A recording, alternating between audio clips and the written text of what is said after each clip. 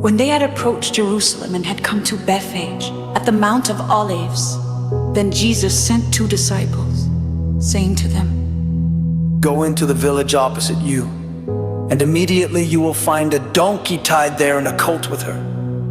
Untie them and bring them to me. If anyone says anything to you, you shall say, 'The Lord has need of them,' and immediately he will send them." This took place to fulfill what was spoken through the prophet. "Say to the daughter of Zion, behold, your king is coming to you gentle and mounted on a donkey, even on a colt, the foal of a beast of burden." The disciples went and did just as Jesus had instructed them, and brought the donkey and the colt and laid their coats on them. And he sat on the coats. Most of the crowd spread their coats in the road, and others were cutting branches from the trees and spreading them in the road.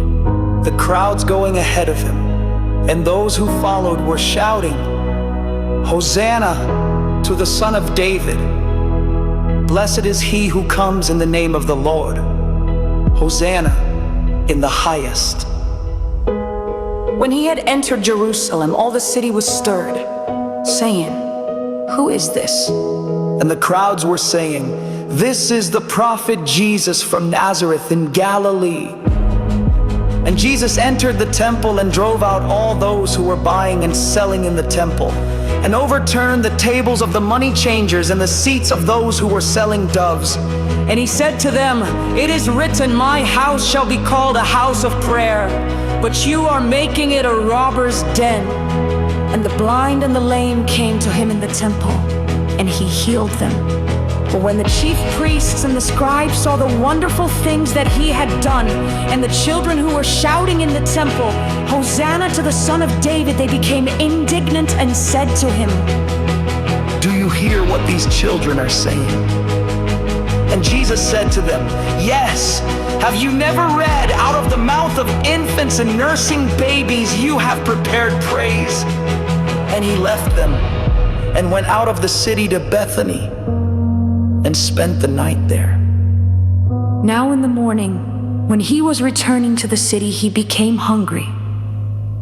Seeing a fig tree by the road, he came to it and found nothing on it except leaves only. And he said to it, "No longer shall there ever be any fruit from you." And at once the fig tree withered. When the disciples saw this, they were amazed and asked, "How did the fig tree wither all at once?"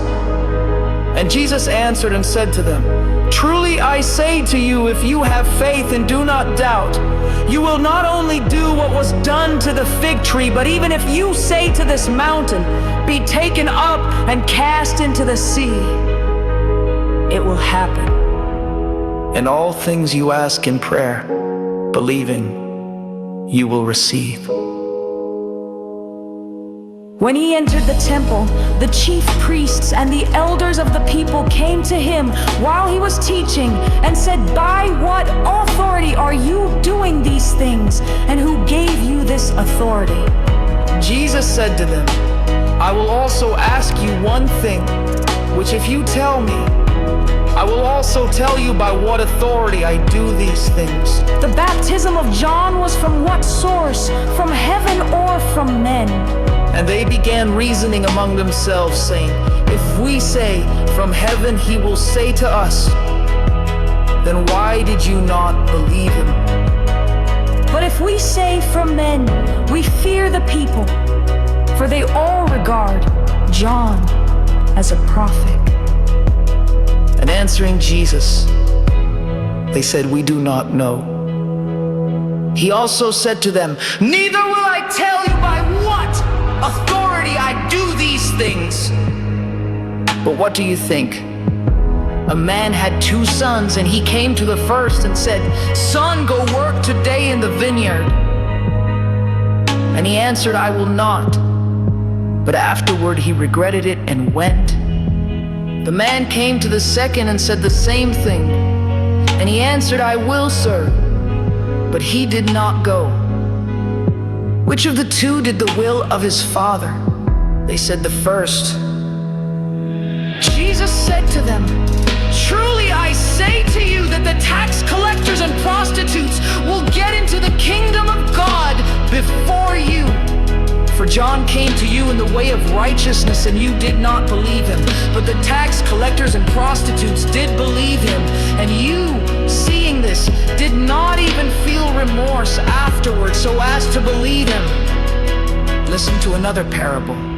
There was a landowner who planted a vineyard and put a wall around it and dug a wine press in it, and built a tower and rented it out to vine growers and went on a journey. When the harvest time approached, he sent his slaves to the vine growers to receive his produce. The vine growers took his slaves and beat one, and killed another, and stoned a third. Again he sent another group of slaves larger than the first, and they did the same thing to them.